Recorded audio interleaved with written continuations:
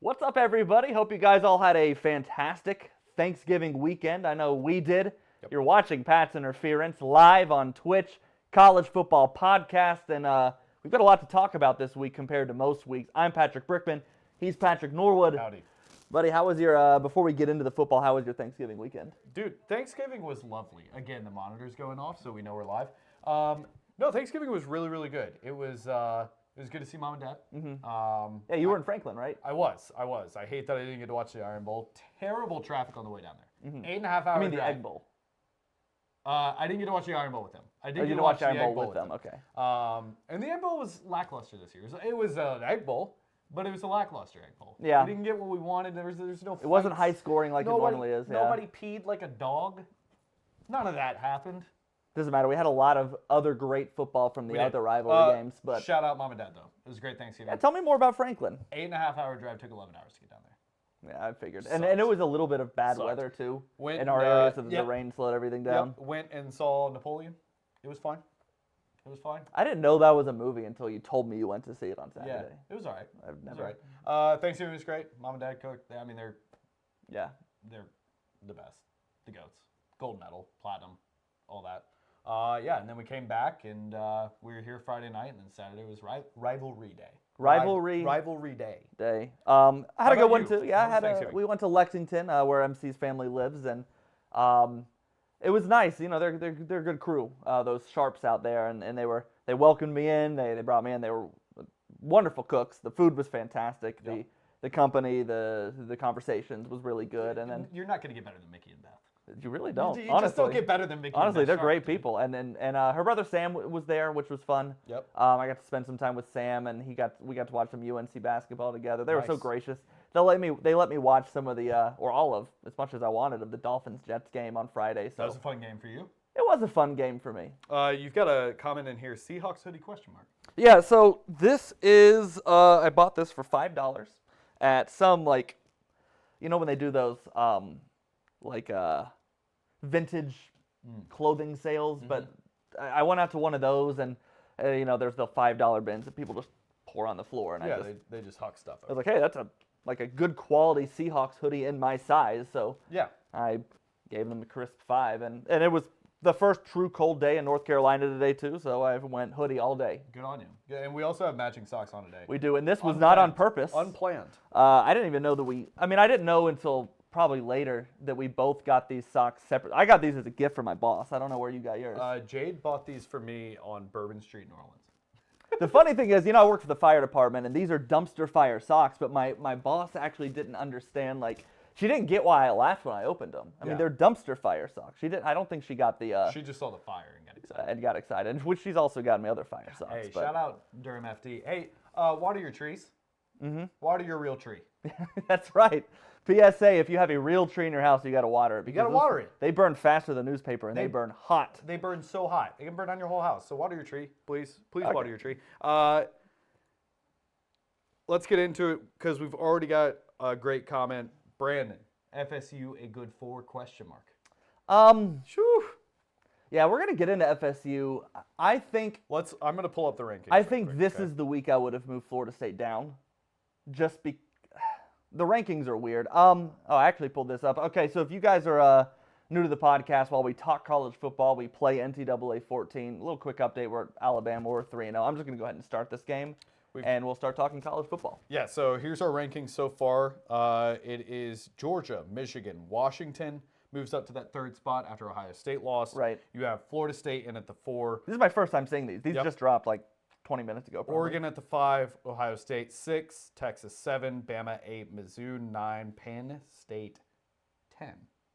10 State. It's a tough year for rankings, man. So that's interesting. I probably would put Oregon ahead of Florida State at this point. I would. I don't know. I don't really know why they're not.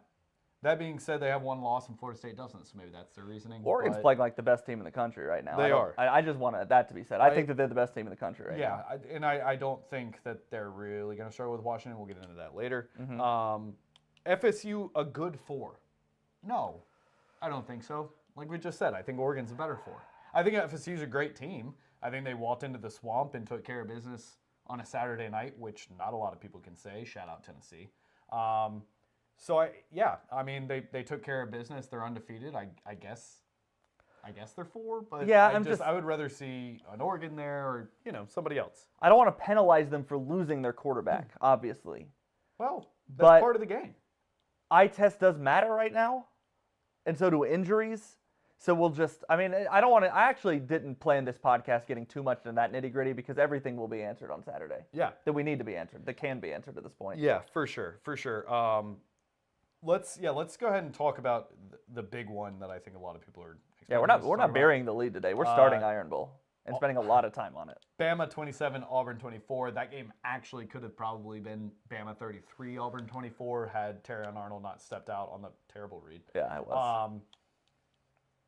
Had Terrion Arnold not stepped out of the 3, stepped out, I still am not convinced he did. But obviously that's not the big storyline. Jalen Milroe with a 4th and goal from the 31. Heave-ho to Isaiah Bond in the backcourt of the end zone. After a comedy of errors from Alabama, are you more worried about them than you were, or are you just happy they escaped? Oh, it's the Iron Bowl. Okay. I think most Alabama fans are of that. Yeah, we would have liked to see the rush defense not give up that many yards, especially pre-Georgia. But with as sweet as it all came down to be, I don't care about any of it. I don't care about any of that minutia. I don't. I'll even go this far. I have secretly, maybe not even so secretly, I'm pretty open about it. I've wanted that kind of win for Alabama, the miracle win, the lucky win. Alabama doesn't get the lucky win usually. They get lucky in games, but that type of just like hallmark rivalry luck win, like a kick 6, any of those that you can give a name to. I'd never experienced that before as an Alabama fan. That was sweet. So, where does this rank as far as like quote unquote Bama moments? So like now this is where we're going to kind of get into the weeds here. Sure. Because there's a lot of moments that you weren't a fan for, right. I wasn't even a fan for, that are technically larger in the scope for sure. of Alabama history. For sure. I assume you just want to take this from basically your the Saban fandom. era. Yeah, basically the Saban era. So let's say 07. Modern era of football. You could throw in. I mean, if you are an older person that wants to put in the 92 championship, fine. But yeah, I mean that would 92 championship would probably be Langham's strip sack, right? Or strip from behind. But I wasn't rooting for Alabama at the time, so yeah, you didn't. That's not you. Mm-hmm. So I would say, oh gosh, that's such a great question. Second and 26 is obviously first. Anytime you win a that's number title, one for me. Yes, number one. You're gonna be hard pressed to find another game that's this important. Maybe just because of what it meant, Jalen Hurts' run against Georgia in 2018 in the SEC. And you were there, I think, for that one, right? I was. That makes sense. And 2012 SEC title, A.J. McCarron's pass to Amari Cooper in the SEC title. Right. Among those, I think you could also include Yeldon's screen pass touchdown against LSU in 2012. Mm-hmm. But I think and any national championship win, if you just really happen to like that that's team. not a moment, right? Yeah, I guess we need to say it's a play. So maybe the onside kick, but I mean, just as far as regular season is concerned, this is number one. Mm-hmm. So no championships, nothing. This is number one. I think with championships, this is probably number 3 or 4. Just because it does mean a lot. Don't get me wrong. It's obviously always nice to beat your rival. It's always nice to beat your rival at their place. Sure. So yeah, I'm going to go ahead and say that this is probably moment 3 or 4, all things considered. Without all things considered, it's, number 1. I'm putting it squarely at number 2. I put second and 26 number 1 because my guy Tua did it. He's the starting quarterback for the Dolphins, and they're going to make the playoffs this year. Probably. Wow. Oh, wow. So if they don't. Yeah, I mean, they got like a 98% chance. Hey, if they don't, Xbox clip. Tua is no longer a starting quarterback in the NFL anymore. But I don't want to get off on a tangent there. They should make the playoffs. That's number 1. Alabama, what they did against Auburn, number 2. So that throw, right? Put his whole ass into it, by the way. That was a heave. I'm going off script here because I just want to think about how hard we've been on Jalen Milroe as an Alabama player. So going all the way back to the Texas A&M game last year, which was his first start after Bryce got hurt, right? And we all said he cannot be our starter next year. We did. I was I was done with him as a starting quarterback and multiple times, and they kept having to bring him back because there was nobody better behind him. He has improved and gotten better. What quarterbacks in Bama lore? Just your favorite. I'm glad. I'm glad you're asking this. But Just keep going. Right? I don't know where. Don't tell me where you would put him ahead before the play, but because of that throw, he obviously instantly became an Alabama legend. Where do you put him in your little favorite list? Just that one throw. Who did he pass? I'll say he passed Greg McElroy. Easy. He'd already passed Greg McElroy for me. I'm gonna be honest. Okay, you didn't sit through Alabama football in the 90s and 2000s when it was I did really it. bad and Greg McElroy was the guy who brought you out of it. I did it. Oh gosh, man. GMAC probably AJ. No, AJ won 2 national titles. I can't say that. I can't put him above Blake Sims. I can't. Blake Sims was. You look at Lane Kiffin, right? Right. And we're going more into like Alabama football, like mythos and lore. But you look at Lane Kiffin as the guy who ushered in the new era of offense into Alabama football. Absolutely. That does not happen without Blake Sims. It doesn't. We do not get Jalen Hurts without Blake Sims. It doesn't. We do not get Tua without Blake Sims. I'll put him right there with Blake Sims. It's a great comeback story. I can't put him above Jalen Hurts. I can't put him above Tua. I put him above Coker. Yeah. So I think that's probably where we're at. Am I forgetting anybody? I mean, you've got Mac and you've got like Bryce. I'd but put him above Mac. I wouldn't put him above Bryce. He's very solid. I mean, his story and what he's done this year. I'm just gonna pick a play because, yeah, we'll do this. I probably put him outside the last 4 quarterbacks, just right outside, almost breaking. And he can. I mean, there's a chance he can leave second behind Tua. Maybe not Hurts. It's gonna be hard for somebody to pass Hurts as well. But basically, what kind of legend status did he reach? I mean, he's an overnight legend. So here's my thing, is that's great and that's huge, but Alabama's had so many quarterbacks do that on bigger stages that, even during that drive, there were plays that he made that were huge mistakes. The stepping over the line of scrimmage and throwing it, which he had done already once during that game. Absolutely. The decision to do that instead of taking off when he had a full 15 yards in front of him. There were several plays. I'm not saying bad. I'm just saying most favorite. Just happiest little guy in your heart. Yeah, it's probably Tua and Jalen. A big drop off. Yeah. And then probably AJ Blake and Jalen are all right there. And he's still got more career left. I mean, he's going to be the starter next year. Bryce is up with, I won't say a big drop off. Bryce is between those guys. So Tua and Jalen, Bryce, and then everybody else. And look, Jalen's awesome, man. That's so cool. Bryce did it in that stadium 2 years ago where he had to be the dude the entire drive.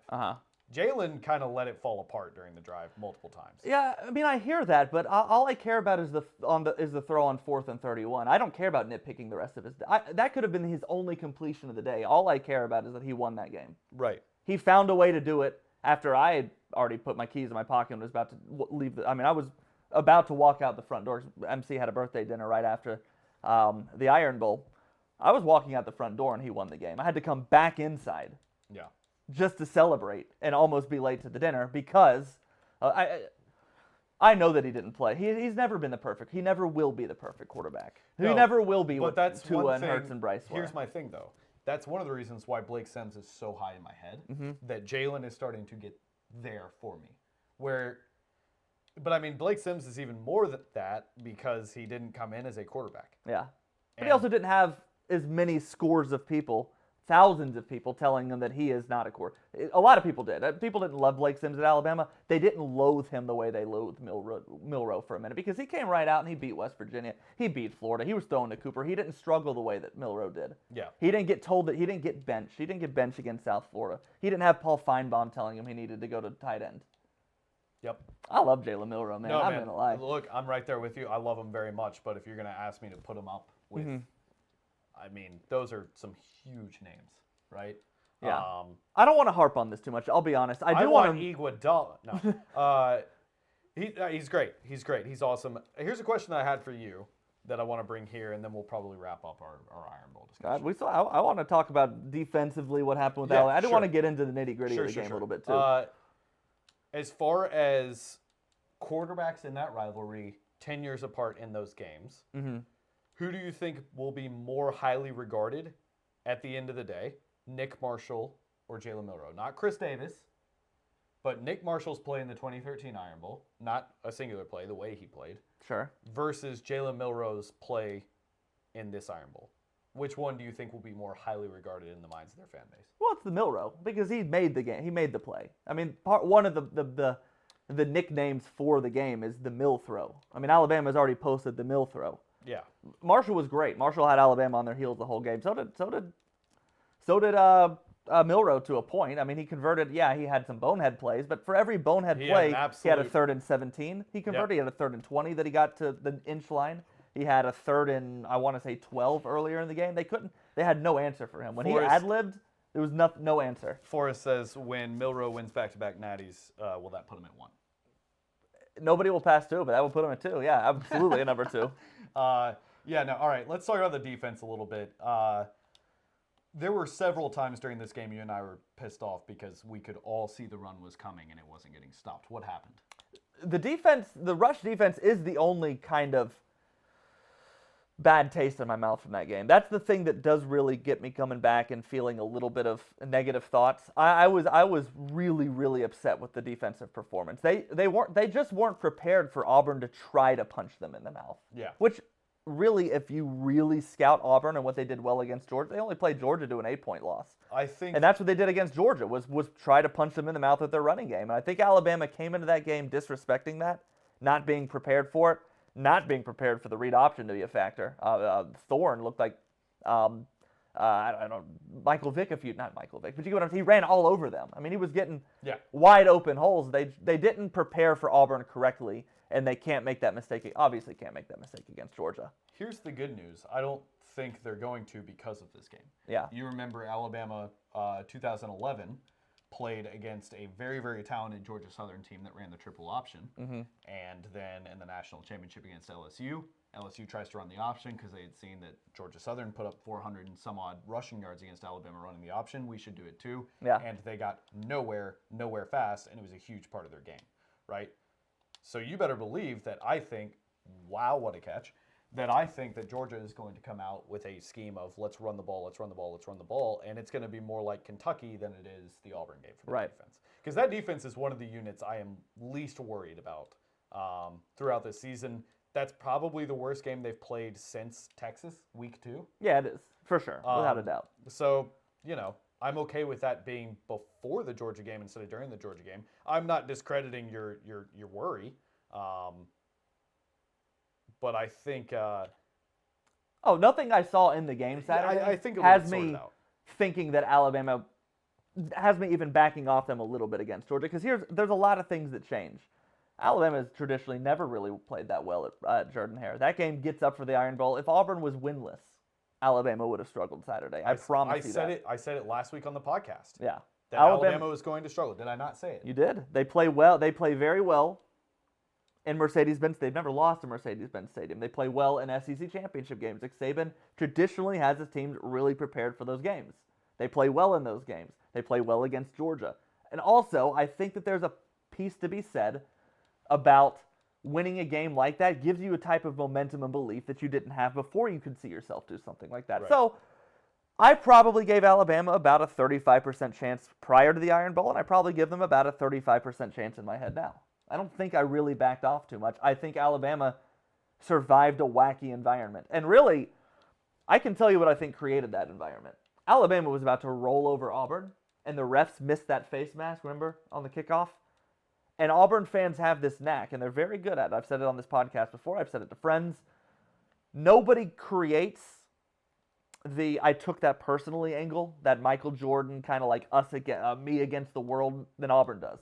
That one little thing, and they booed solidly and never shut up the rest of the game. I will say the refereeing atrocious on both sides of the ball, because there's going to be a lot of, he's Alabama. Shut up. Let me talk. Both sides of the ball, it was awful. There were so many calls where you and I said, "Oh, that's going to get called. That play's coming back." Yeah. When we were 30 yards down the field, didn't happen. Didn't get thrown. And then you had James Burnup get absolutely obliterated on a block 40 yards away from the play. Mm-hmm. You had an Auburn linebacker walking up on the bad snap, clapping at the center, which I think it's dumb. I think if you're a good center, you just don't listen to that. It is what it is. But teams have been called for it this season against Alabama. I don't know why it wasn't called Saturday. I'll be honest, I don't think that's dumb. I think that that's a delay of game penalty on the defense. That's exactly what that play is. A bad officiating crew. Right. They're the same crew from the 2022 Alabama-Tennessee game with the horrible officiating in that game, again, on both sides. Mm-hmm. And then they are also the backward spike group. That's the same referee crew. They don't know the rules. They have a horrible understanding of the rules.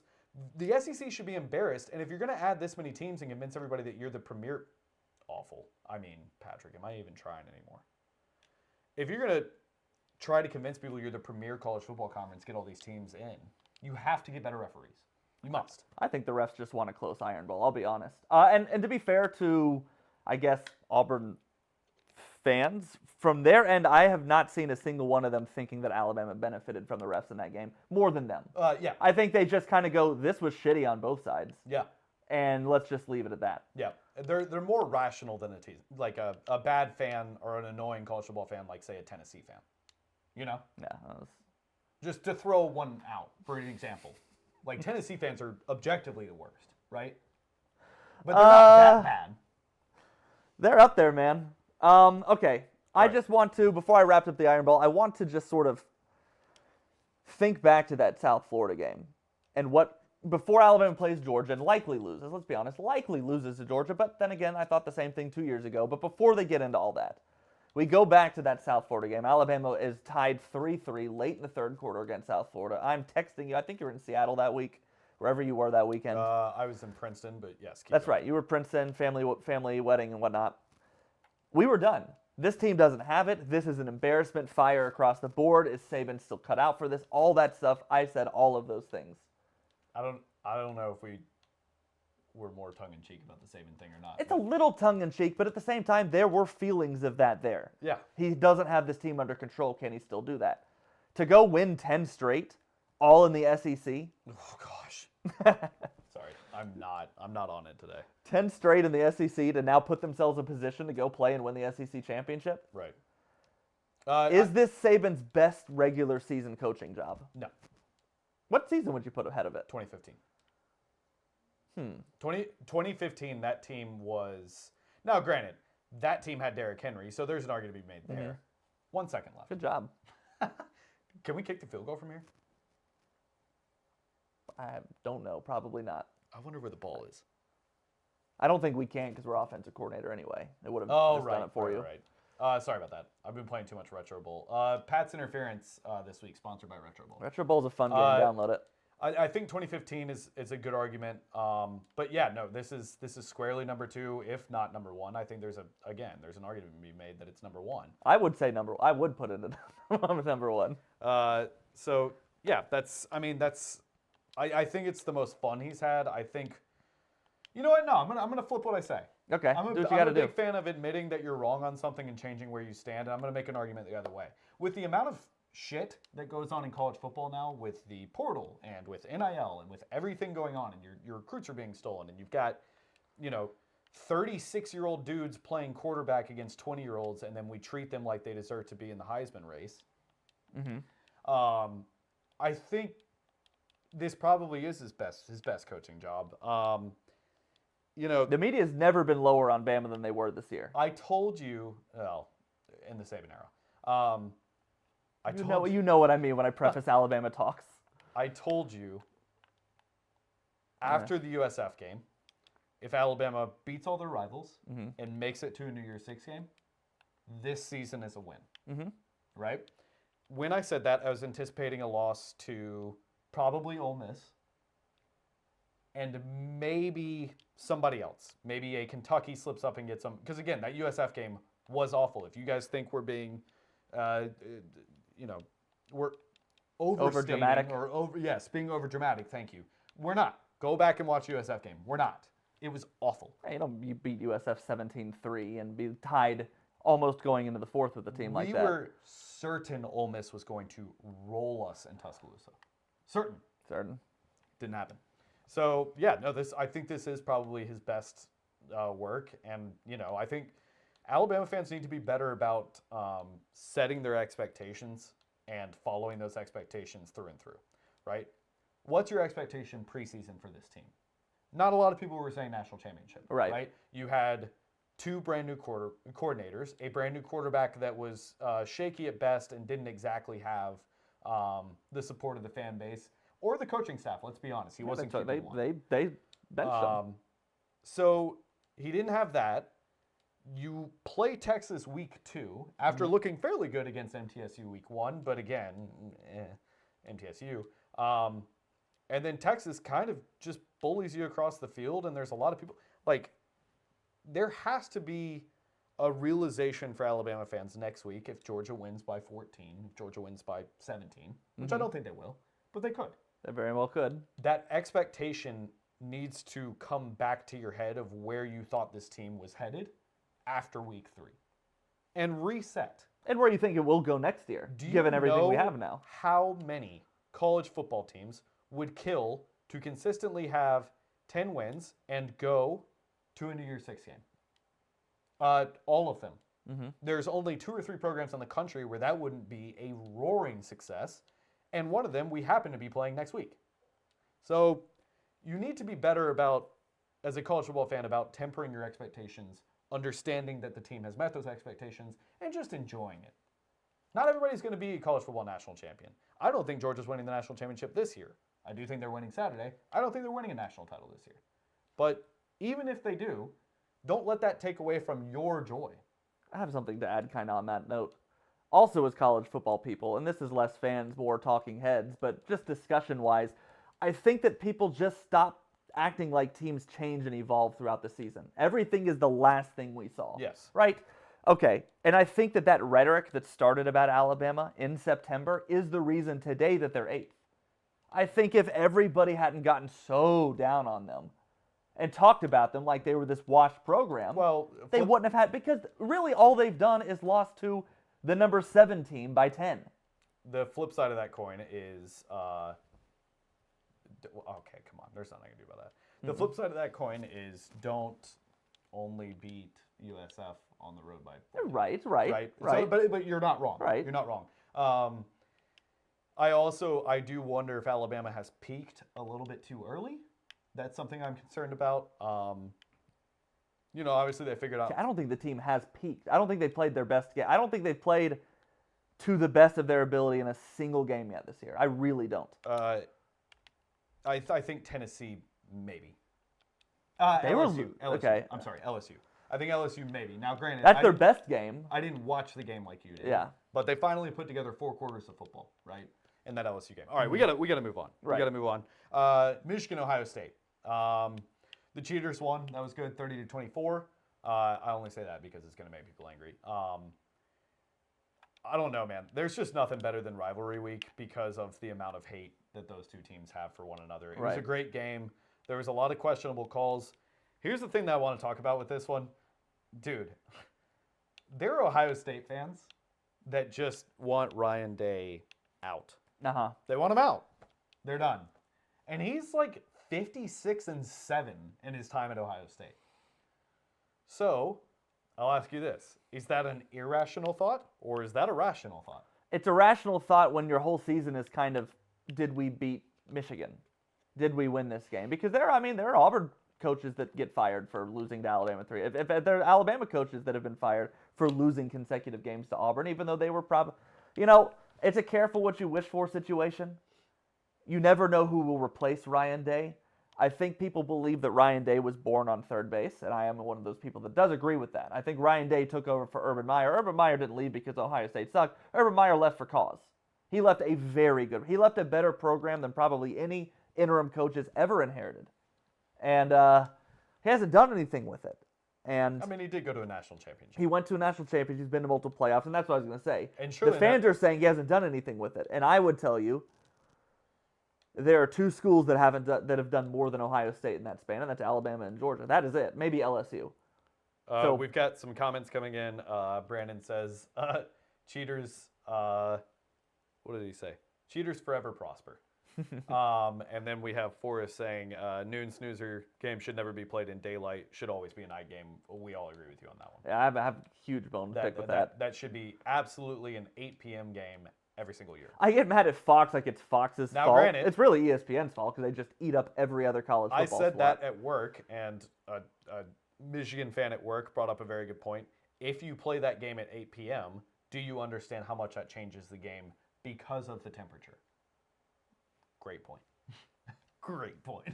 Because that is cold, awfully cold, cold. I guess, but man, that's football. I mean, I don't know, man. We I don't. want to watch Brady and play Manning in the snow. You know, I like snow games. I want to see that game play. I want to see that game played. I get that it changes it. I want to see it in the snow. I understand. Oh yeah, you just threw it to like our 5-star wide receiver that's a freshman. That's getting Congratulations. playing time in the blowout. Okay. Let me see where we were on here. Oh, No. yes, Okay. sorry. So, are you some?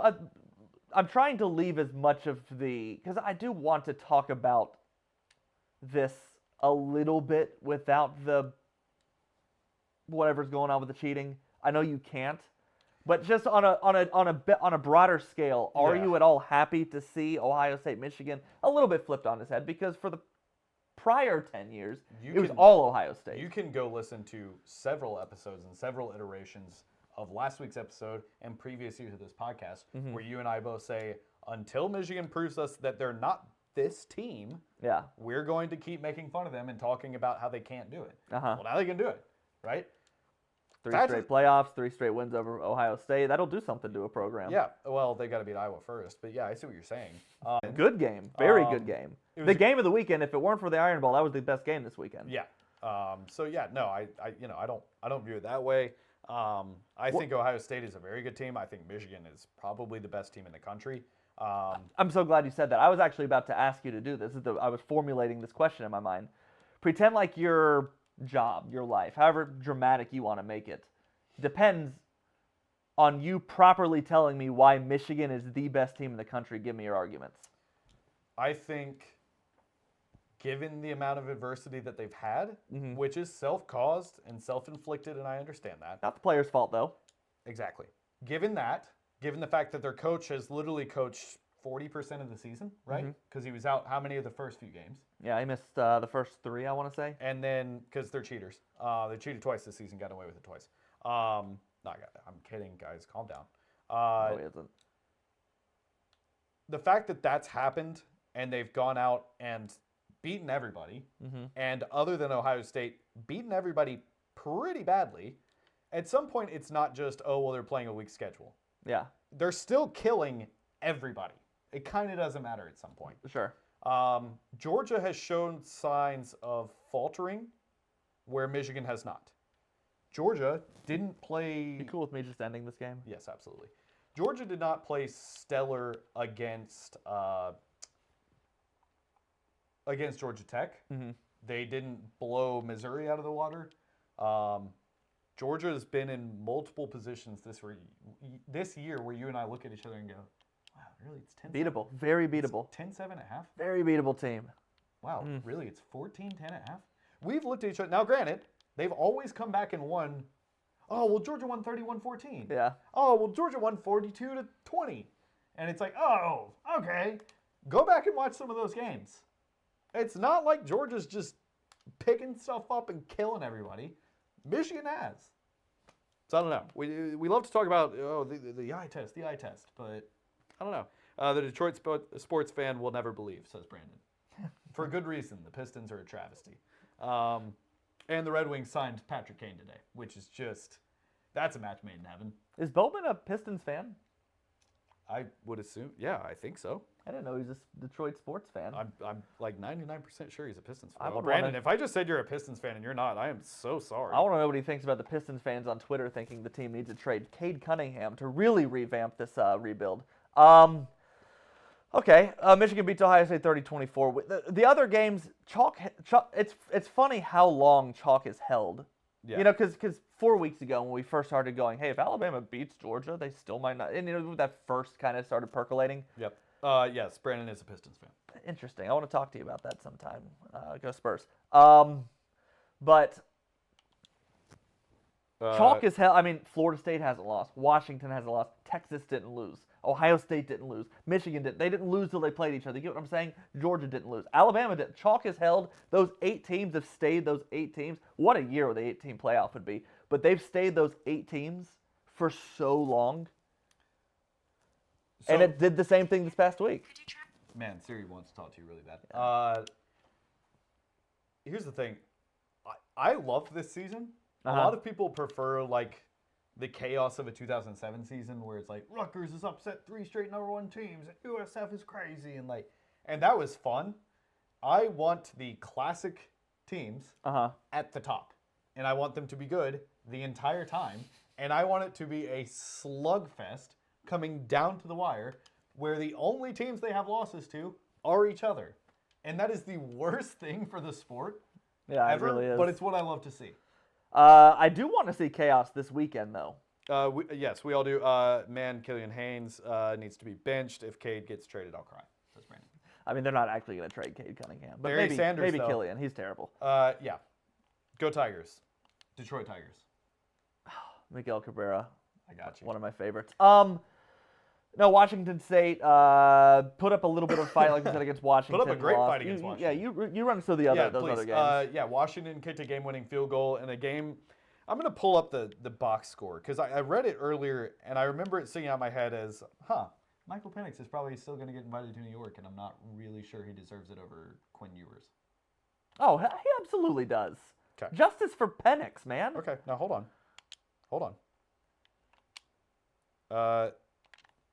Because again, watch this play.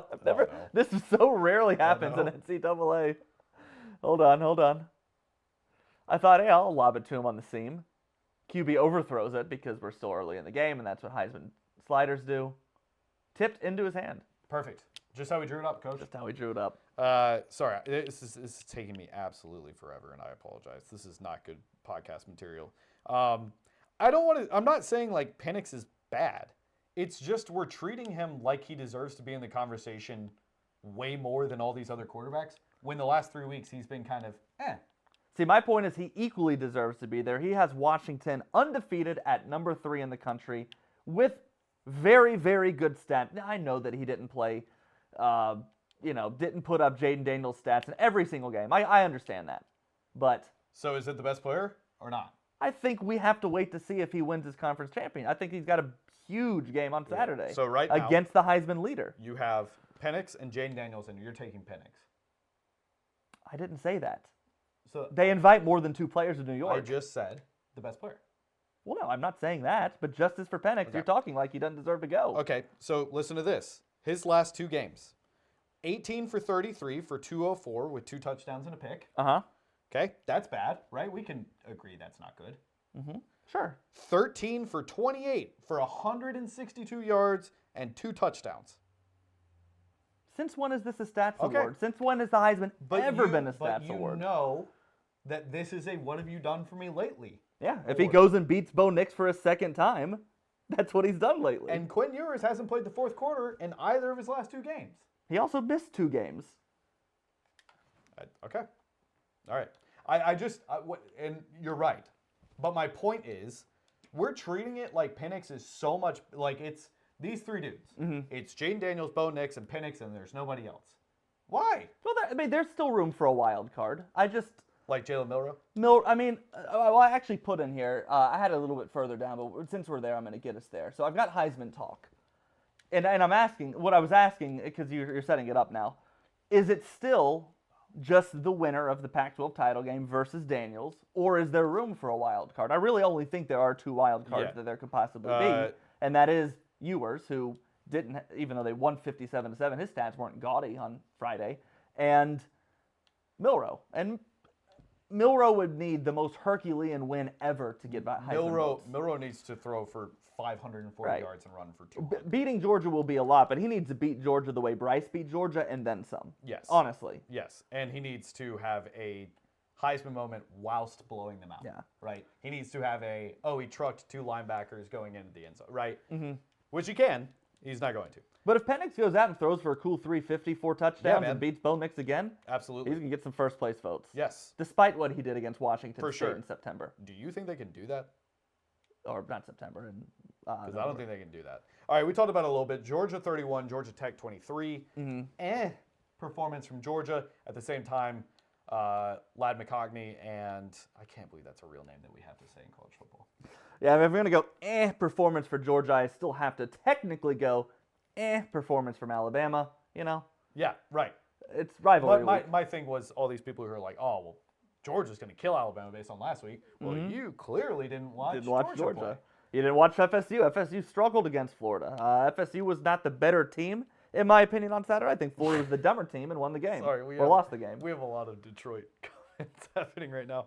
The land of wasted talent, not to derail, but imagine having 2 generational talents in the NFL and have literally nothing to show for it. Miggy not winning a title, unfortunate. The stolen perfect game, sadness. You always have the 2003 Bad Boy Pistons, though. And you also still have the late 80s Bad Boy Pistons, but you weren't born yet. But you can kind of be nostalgic about that. But, I mean, Ben Wallace, Rashid, Rip Hamilton, Rip Chauncey Hamilton was Billups, that who I guy. personally love.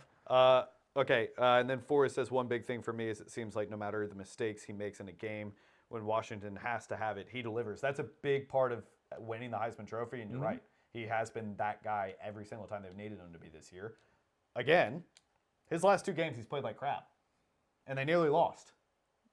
But Washington is the team that can play like crap, lose, and still get to. I don't know. I mean, it's just Washington. This is it's a thing. It's a special thing that you. If it was Alabama, Alabama's had players be 13-0 at this point of the year. That happens. That's a dime a dozen. But at Washington, that's new. Jake Browning didn't do that, and he's the starting quarterback in the NFL right now. I mean, Jake Locker did it. Jake Locker didn't do it. Jake Locker went undefeated and played Alabama in the playoffs in 2016. That was not Jake Locker. Oh, that wasn't Jake Locker. That You're was- right. Jake I am Locker so was sorry. pre all of that. Who was the quarterback then? Browning. Jake Browning. Yeah. You said Jake Browning. I did say Jake All Browning. right. My brain, sorry, big swing and a miss. My bad. They went undefeated that year. I can't remember if they were undefeated or one loss, but Could have swore they were undefeated before they played Alabama. they might have been. All right, Texas destroyed Texas Tech, which is actually pretty notable, but I'm going to float past that because it was a Friday game. Oregon Arch beat Manning Oregon played State. his first game. Are you insane? He did. He's going to be the starting quarterback at Auburn next year. Don't wish that on me. I saw a tweet. And then Oregon beat Oregon State 31-7. All right, we have to sort of discuss, and I have actually really been thinking about this today because it still feels absurd to me. But the elephant in the room as far as the whole playoff discussion goes, and it's been discussed, everybody's discussing it, not just Alabama fans. Is it possible that the SEC gets left out? Let's pretend Alabama does beat Georgia. They've beaten Georgia before in similar situation. I'm going for it. Can you leave the SEC? Can you actually leave the SEC out of this playoff? No. And should you be able to do that? And I have my Okay, diatribe that's ready, so I'm going to two- ask you first. That's 2 very different Yes, questions. they are, but I have a reason why I asked Should it you that be way. able to? Yes, absolutely. Are they? Is This it, year, No, this year no. How did that happen? How did he just overthrow him like that? That's the most Jalen Milroe thing I've ever seen in my life. Wide open in the end zone, he throws it 8 feet over his head. Yeah, no, you should be able to. This year you cannot. The strength of schedule, and again, I mean, I guess it's iron sharpens iron, but the way that the top tier of the SEC have played teams outside of the SEC, I mean, even the mid tier, look at Kentucky Saturday, whooped Louisville, dude. Whooped Louisville, who is going to the ACC title game. So and who's already played Kentucky this year and beat them with their third stringers in the fourth quarter? Georgia and Alabama. Yeah.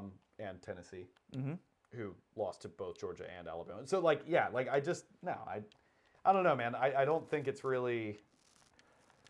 You can't leave them out this year. You should be able to. But now that we're going to a 12-team playoff, they'll never be left out again.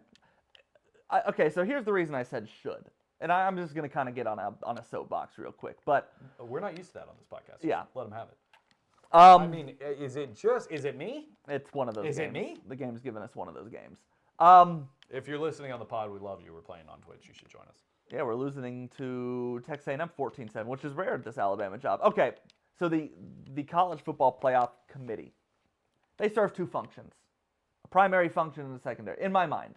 And most of the year they do their secondary function, which is what they did today, which is what they do starting week 8 on, I think, is week 8 when they started. And they give us water cooler discussion. They rank the teams. They tell us how they're thinking. We talk about it. It doesn't really matter. Nope. Today didn't really matter. Nope. It does, but it doesn't. You get what I'm saying? Yep. Their primary job description, if you were to post this online to Indeed and tell them what they need to do, their primary job is to put the 4 best teams in the playoff on that last selection Sunday. Now, I do not understand how anybody can, because the way that the SEC gets left out, it's just one of those games. yeah, the way the SEC gets left out is Alabama beating Georgia, but the rest of chalk holds. That's the way the SEC gets left out, right? I don't know how a single person in that committee can look at a team doing what they've done the last now 11 games, including knocking off the number 1 team in the country, 2-time defending champs, haven't lost in 2 full calendar years, Georgia team in Georgia, in Atlanta, and not look at that outcome and go, this isn't one of the best 4 teams in the country. When that is their job. But because the rhetoric has formed the last 3 or 4 years to keep teams like Alabama, Georgia out, and we just get into deserving. I don't care about deserving. It is best for. It's best for. It's best for. It is best for today, not best for who was best in September versus October versus November versus December. It is December 5th, or I guess it'll be the 3rd. December 3rd, who is the best team in college football and who are the 3 best teams after that. So let me ask you this. Alabama beats Georgia by 30. Won't happen. Let's say it does. And it comes down to Alabama versus Texas. Who gets left out and who gets put in and why? If Alabama beats Georgia by 30, I do think it changes. I think they easily get put in. I think a lot of people would even agree But with the that. head-to-head was Texas beat Alabama. No, that's a fair point. So then why play games in the first 5 weeks of the season? Is Georgia a top 4 team today?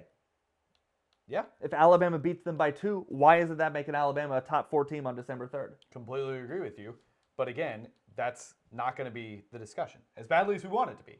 Then you're going to risk teams not scheduling exciting games. And that's what we've unlocked. And that's why, in my mind, I guess we did have to get rid of the 4-team playoff. Yes, to go back to the BCS, because Georgia-Michigan is going to be the national title game. Sorry. In my mind, I liked the 4-team playoff until I start to see this. You have to get away from it because you're now rewarding teams for not scheduling difficult games. Yeah. You're now rewarding a team like Michigan for not scheduling a difficult out-of-conference game. Which, to Georgia's credit, they tried to have a difficult schedule this year. They tried to have Oklahoma on the schedule this year, and we're told you can't do that. Georgia tries. Georgia tries. They've scheduled Clemson. They started off the season, I think, against Clemson or somebody next year. Michigan, Ohio State, we Notre need Dame. a touchdown. We need a touchdown badly. We're figuring this out. We're fine. No, I do feel like the committee is teetering towards failing in their goal to get the best 4 teams in, just with the rhetoric that's being talked about. It's all politics, is what it turned. It turned into weird college football politics. Yep. Which, luckily, with the BCS, it was never politics. I'm there. Oh. He's too fast. Oh. So you had X open for. I did, but I'm committed to running. You got it. Okay. Should we get into next week? Yeah, I really do want to talk about next week's games a lot. Next week's going to be a lot of fun. We're going to save Georgia-Bama for last. Okay, we can do that. Talked about Bama a lot off the top. Let's give people more college football stuff. Oregon-Washington Friday night. Oregon is a 9.5-point favorite. Can Washington beat them again?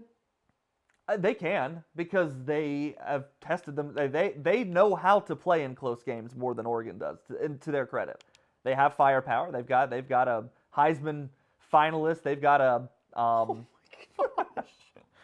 they've got a Heisman finalist. They've got a Biletnikoff finalist. They've got a team. They've got a good enough defense. Yep. And far and away a good enough offense to do it. To Forrest's point, anytime Washington has needed Penix to be that guy, he's been that guy. They've been that. I don't think they will. No. But they beat them once. They will be away from home this time, which does not make it easier. No. But I'm going to start cheesing some read options, hopefully get us some points. Yeah, I think they can. The line of 9.5, I do feel is a little big, but at the same time, I understand it. I have not seen much from Oregon lately that makes me think that is not going to be a cover. Yeah. They've been crushing I teams. really, really do think Oregon wins this game by 14. They're a team that realize what style points are going to do for them down the I stretch. think this is going to be not a lot lower scoring than people think, but I think this is going to be like a 40-27 sort of game. I don't anticipate this being more of like a typical Pac-12 championship where it's like, oh, final score 67-53. Yeah. Like I don't see that happening at all. Oregon's got a really good defense that's only gotten better as the season's gone on. And I think Washington has kind of stayed the same. I think they've kind of hit this plateau and they've just sort of stayed and bobbed up and down across the waves of college football. So I do think Oregon's going to win. I hope it's a great game. It's an awesome kickoff to rivalry week. You mentioned that you wanted this game to be Saturday. Yeah. I love that it's Friday night. Give us a little pepper on the end, on the start. Just a little taste. Go to bed, sleepy pie. Tomorrow you get this all day, and that's gonna be awesome. We get to wake up with Oklahoma State and Texas. Next game I want to talk about 14.5 is the line in Texas's favor. This is an awesome. That was an awesome scramble. Thank you. That was great. Is Texas the safest one-loss team to slot to predict a win? Is what you wrote. Yeah, I messed that question up. I but like what you're asking. Yeah. Are they the safest team if you were to bet? Famously, you and I not betting men. We're not betting guys. Never have been. Never done that. I cannot wait for 2 weeks when I can stop with that joke. And I can just be like, yep. But if we were to bet, Right. and you had to put $1 million, you get a free $1 million, and you get to you get to earn your winnings from conference championship Saturday. Are you putting it on Texas covering? I remember why I asked this question now, because I actually might say Oregon. You mean Oklahoma? Oh, I see what you're saying. Yeah. Did I say one loss? I'm getting off, but Yeah, no, I don't think Oklahoma State's got a shot, dude. I think Texas is absolutely going to obliterate them. And I think they're going to cover. I don't have as much of a pulse on Oklahoma State, I guess, as I want. But Shall we do some research? I think Texas has played lackluster in enough games that I'm not just going to give them this win. And I thought that the line didn't really reflect the way I felt about the game. They did the thing that Washington was doing for a while, and then I feel like the last 2 weeks have kind of righted the ship. All right, Oklahoma State, on the other hand, suffered a 45-3 defeat against UCF, who made a bowl game on Saturday. So you have a barely 6-win UCF team that took them to the woodshed and won by 42. Oklahoma State did beat Oklahoma in Bedlam, which shocked everybody. They lost a close game to Baylor, which shocked nobody. I'm sorry. I'm looking at the wrong. Hold on. I hate it when they do this, man. Yeah, so they beat Oklahoma by 3. They beat Cincinnati. They got drummed by UCF, like I said. They beat Houston. They beat BYU. And now they play Texas. So a month ago, UCF beat them 45-3.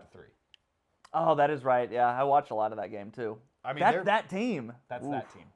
So yeah, I'm fairly confident in Texas right now. A week ago, New Mexico State crushed Auburn. You could, except that's the Iron Bowl. And I wouldn't do that. Oklahoma State and Texas are rivals. I mean, not as big rivals, but it's a conference championship on the line. I don't think it's the Iron Bowl. There's gonna be some emotion in that stadium. I'm not saying it's the Iron Bowl, but you know. I'm going to go ahead and go Texas 34-20. So I guess that doesn't have them covering. Oh my Christ. Dude, this game has just decided we're not winning today. Oh. This is Retro Bowl. This is Retro Bowl. This is Retro Bowl. Okay. Michigan versus Iowa. God. Oh, this is going to be painful. This is obviously the one you put money on, right? But I'm excited for this. It's not them to cover. Because I think Michigan should cover 23 points. But Iowa's so weird, man. And they have a big Chungus quarterback, which I know you like. Yeah, every time. That is a thick quarterback they have right now. Sorry, you're really focused. I just got to pick this up. Oh, it's a touchdown. He dropped it. Dude. Oh. You got to go for it. This is killing me. You got to go for it. I don't think it's going to let me. Oh, my gosh. I didn't hit Y fast enough. Okay. Yeah. No, kid. So Iowa hasn't allowed. Okay, so they're 23-point dogs. Yeah. And Iowa hasn't allowed more than 23 points but once this season to Michigan State. And this is everybody they played. I think they've allowed more than 20 points just twice, maybe 3 times. I don't think that they really have a shot.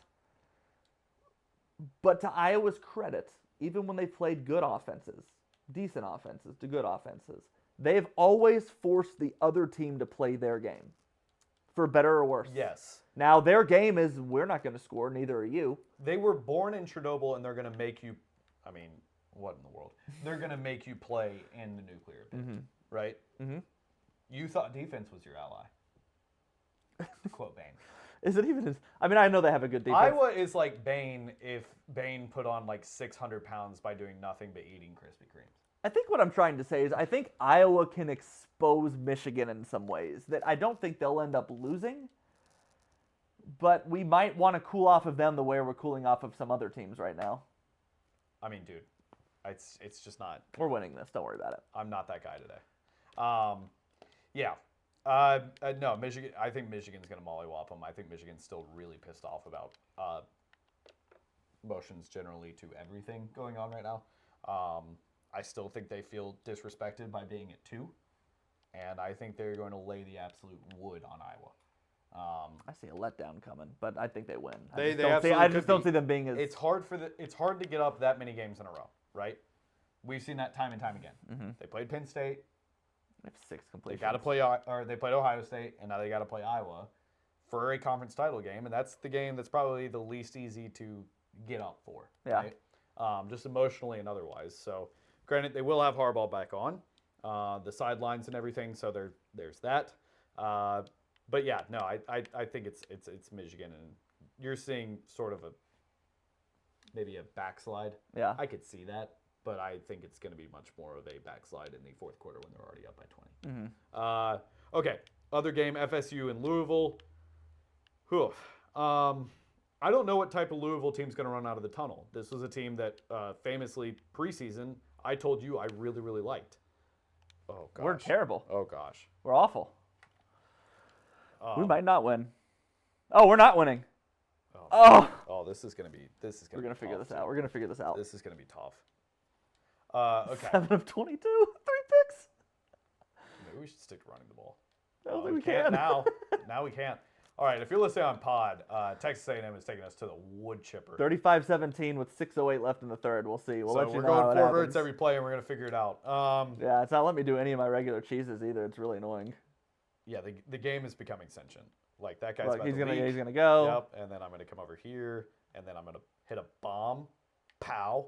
Oh my gosh, he actually completed and caught a pass. Get away from me. Get away from me. Oh, look who it is. It's Isaiah Bond. Oh my gosh. I think FSU's going to win. They're just not the same without Jordan Travis, and I hate that. Yeah. We got to start going for 2. And oh gosh, dude. Louisville's loss against Kentucky was ugly. It was bad. They really got upsetting. throttled, and I don't know if they've Did that hurt FSU's argument at all? Do you think they're going to even consider that? Maybe. I think if it becomes between FSU and another team, I think that could definitely hurt the argument. Yeah. I don't really know. We'll have to wait and see when that happens. By the way, that was 2 straight back-to-back 75-yard touchdowns. 75-yard touchdown passes. We got the ball back. All right. We can do this. We can do this. We can do this. Because now we can no, we can't really play our offense because I want as much time as possible for you. Florida State only being a 2.5-point favorite feels so odd before this game still. I don't think anybody has a pulse on how this game's going to end up being played. Because I don't know who's showing up. I don't know what it's going to look like. If I were a betting man and I wanted to win a lot of money, I would probably parlay something like Texas covering and FSU covering. Well, I'm not a betting man, but if I was, that's probably what I would do. You know, I'm not, but I would. FSU didn't look quite the same without Travis. There was a lot of meandering in that game. They played down to Florida the entire time, and it was hard. I mean, they were in the swamp. It was a lot the same as what Alabama dealt with. That's a tough environment for them. I don't know. I would have felt really good about Louisville had they actually beaten Kentucky, but I do think that Florida State squirts by about a field goal, 4 points, 27-21, something like that. Okay. You know? All right. Looks like we got one more left to talk about, bud. We do. And it's a big one. 1-on-1. Stupid pass. Bad pass. Bad pass.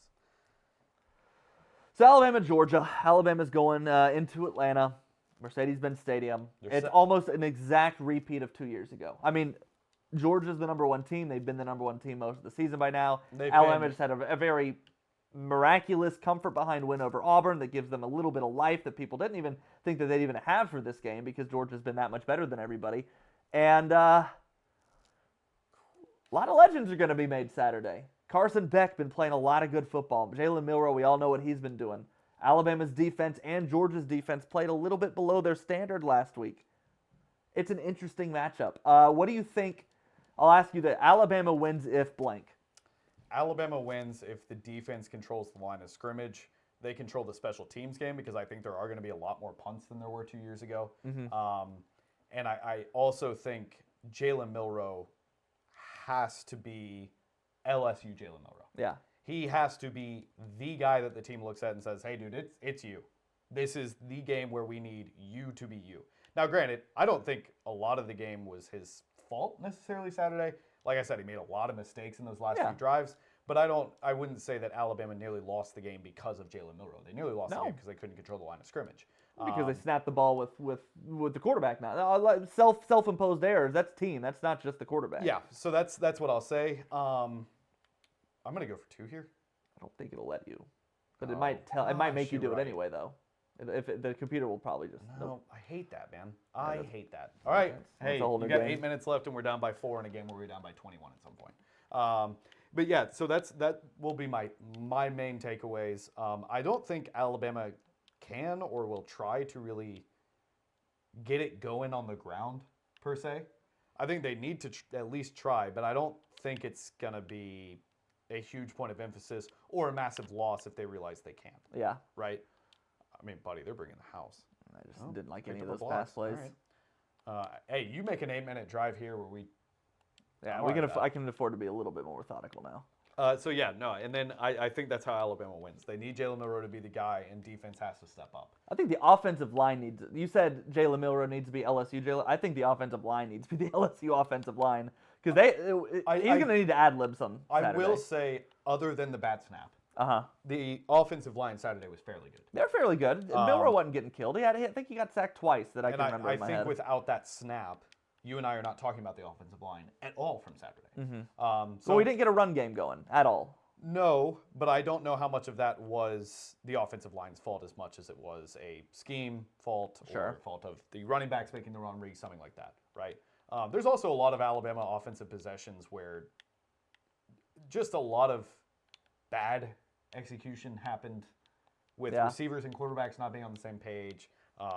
There was a couple drops Saturday, not normally the bad drops that we think of, but there were still some drops. Absolutely. Alabama still has the deep threat. That was on full display. Penalties have to. Oh, There's no way he got all the way over there for that. Oh no, you got to go tackle. Oh no, bud. There's no. All right. Oh no. 4 turnovers. How did he get all the way? What linebacker makes this play? What right outside linebacker makes that catch on that ball? I need to put more loft on it. Shoo, we're in I screwed us. we're in some murky waters right Oh, now. I screwed us. All right. Sorry, podcast listeners. I know you're probably getting. I just annoyed do a with pick this. six. Oh gosh.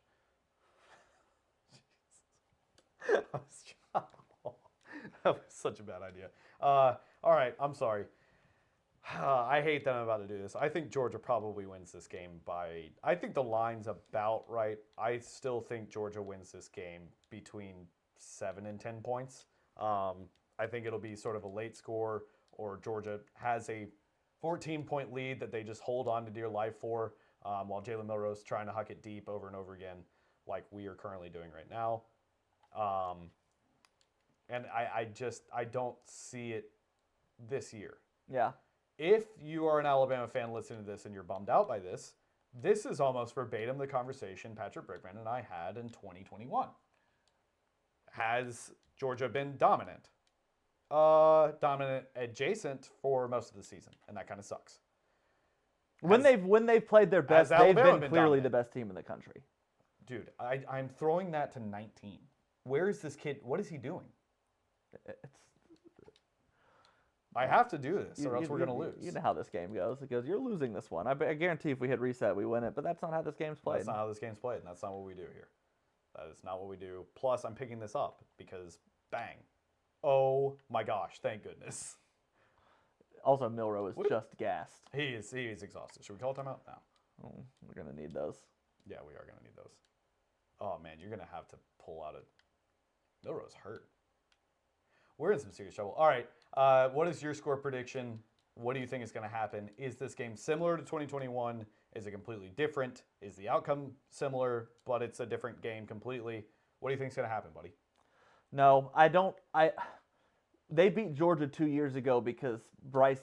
Not that Milrow hasn't been awesome, but Bryce Young played about as good of a game as an Alabama quarterback's ever played throwing the ball. Yeah. Which I said that about Milrow with the LSU game, but he did that running the ball. Now, my score is officially 31-21 Georgia. I just feel like that's about it. Again, I give Alabama a very good chance. I'm giving them better than a decent chance at finding a way to make this their game because they've done it. Because I've seen them do it as many times as they have in the SEC championship and against Georgia, and they always play well there. Back spasms. Get back in there. Oh boy, we're getting back in there in a big way. This is the 2-point conversion. He's still gassed. I'm going to call quarterback power, even though he's gassed. Is that a bad idea? I'm going to call this. Oh, Let's see what the defense looks like. Oh, you have a spot. Just hope the linebackers don't blitz. They did. I'm sorry. It's okay, we're getting the ball back. I threw I'm a pick sorry. six. That should have been for all the right. lead. All right, yeah. So that's our. Sorry for podcast listeners that we just played NCAA for a long time. Oh, we're winning this game. Fine. Podcast, right quick, pause this. Podcast, we love you so much. I do have something to say. Okay. For the last 4 years, I've had 2 podcasts. Mm-hmm. Tomorrow, I sign off from my other podcast, and this will be my sole focus podcast. That'll be cool. I am. Congrats, by the way. It's bittersweet. I'm gonna miss. If you've ever listened to Hipple One podcast, thank you. If you haven't, go listen to it. I wasn't very consistent in my uploads there, but it was more of like a passion project and something to get away from the norm of my job. Sure. I will miss that podcast dearly. That being said, I am so excited to make this a sole focus where I can do more with social, we Yeah. can do more with the stream, and we can better our graphics package and things like that. So if you've listened to my other podcast, thank you. I'm excited to make this one my main podcast. Pat's Interference Pod, thanks for listening. We love you. We'll talk to you soon. All right, everybody else, let's hang out. It's on Twitch. We're on Twitch. How do you feel about Mike Elko to Forrest A&M? says Bama cover 31-27 Bama. Oh, we I appreciate the We faith. didn't even talk about coaching hires. I put them down, kind of down there, but I'm so we can sorry. talk about them. I'm so sorry. We can talk about them. We can Yeah. edit them in later. You know what? We're going to have plenty of time.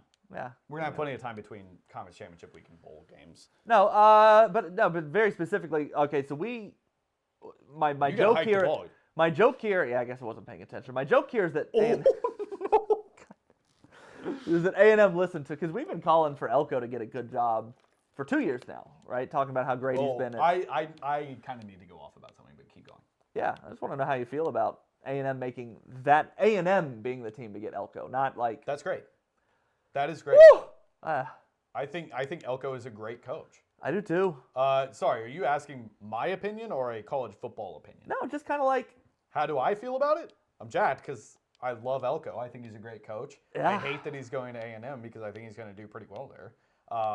Also, You think he's ready for that gig? I don't think a lot of people could do that job. I think that job is kind of like becoming the president or prime minister of a superpower. Every decision you make is going to make one side or the other irrationally angry. But if anybody's, ready to right the ship, I think it's him. He made, just remember to get out of bounds. Okay. You have plenty of time. You do. I'm sorry. So yeah, that's what I'll say about that. Here's the other part that really makes me angry. The amount of people. Saturday night we were with the lovely Mary Caroline Sharp at her birthday dinner, and I see a little tweet. Hey, A&M's looking around at Mark Stoops. Yeah. Mark Stoops is going to be the next coach. Granted, that got to be sort of a Tennessee like Shiano situation from what I That's heard. exactly what it turned out to be. It seemed like. Which was like, oh, we're gonna hire this guy, and the board was like, wait, what? And the fans lost their minds, and then they said, oh no, just kidding, no we weren't, we were just kidding, and then they went and hired. Okay, Except that Mark Stoops isn't a bad coach and the kind of coach you get pissed about. Stop Sorry, taking I didn't my mean point. I didn't mean to take your point. If you are a casual, your thought is Mark Stoops is a bad coach. Yes, thank you. He has 2 10-win seasons at Kentucky, bro. He's been there for like 10, more than 10. He's been there forever Dude, now. he's been, oh, Brick, no. I went for it. Oh my I went for it all. Why? I went for it all. Gotta get to the end zone. No, you don't. There's 3 minutes left. Get the first down. It's 3rd and 7 I now. just thought it was gonna be open. I think, I think you're a casual if you think that Mark Stoops wasn't ready for that job. I kind of like the idea of Mark Stoops better than I'm doing the Elko initially. Shout out another podcast, Could Be the Move. Great Could Be the Move was when Eric Spoelstra said instead of calling someone a casual, he said, that's just to the untrained eye. Yeah. You're an untrained college football eye if you think that Mark Stoops was going to be a bad hire. I had an A&M fan today tell me he didn't want Stoops. I just don't get that. Bro, that's so stupid. I just don't get that at all. Elko's going to be... I like Elko. I do. Here's the cool thing. Elko is going to have 8 wins there 5 years in a row, and they're going to be pissed because they don't realize that it's an A&M like board problem and not an A&M coaching problem. But for the reasons that you're upset about Stoops, Elko doesn't alleviate that. What do you mean? Stoops has been successful everywhere he's been. He has head coaching experience, more head coaching experience. Sure. What were the reasons that A&M wasn't into Stoops? Because their fan base lost their minds. Right. Why did their fan base lose their minds? Like, Because what reasons? They have an untrained eye. We're talking in circles right now. And what is Elko just significantly so much better at that's like, yeah, thank you. Did you get into Stoops? Thank God you finally used your brain. Like, it doesn't feel like that. Why did he throw it there? What are you doing? I didn't make that throw. Oh no. No, I wasn't saying what are you doing. I'm saying what are you Why is that where he put the ball? Hit the B button. Oh no. Oh, this is all going to come down to Oh my gosh. my very broad and capable shoulders with 49 seconds. But that's the one thing. I didn't do anything wrong. I didn't say you did. Sometimes it be like that, bro. He just put it right to the safety. He just Like Jalen Monroe does. This game is very realistic. we're trying to win the game here, man. I had I'm with you, dude. 2 I'm trying to win the touchdowns game. dropped. I have no timeouts right now. We have 660 yards of offense, and we're down by 5 because we also threw 4 picks. I'm just running this one and getting out of bounds. And that play took 8 seconds. We're winning this game. We're winning this game. We're winning this game. We're winning this game. They're actually going to let you do something now, hopefully. I'm running the same play over and over again until it just completely falls apart. How do you spike? It'll pop up on the screen. I forgot. You sure it's going to pop up on my screen? There's actually no even real need to spike in this game, honestly, because the clock stops whenever you do a hurry. I wanted him to say, he just set the school record for pass yards in a game we might not win. Oh, man, we're going to move the ball a little bit this season, though, that's for sure. Is Scott Hunter a real dude? I don't think so. You can look it up. I don't know why it said the name Scott Hunter for Alabama's single game passing yards leader. I honestly don't The know. polar opposite of being that's what. Okay, so what Forrest said that Texas A&M is completely different than being Duke. Yes, Elko's never even had even remotely like. Gosh, I hate all these plays. So much. A position like this. He's never been in this, but now he's familiar with. He's got some familiarity, I believe, with the program. But it's just.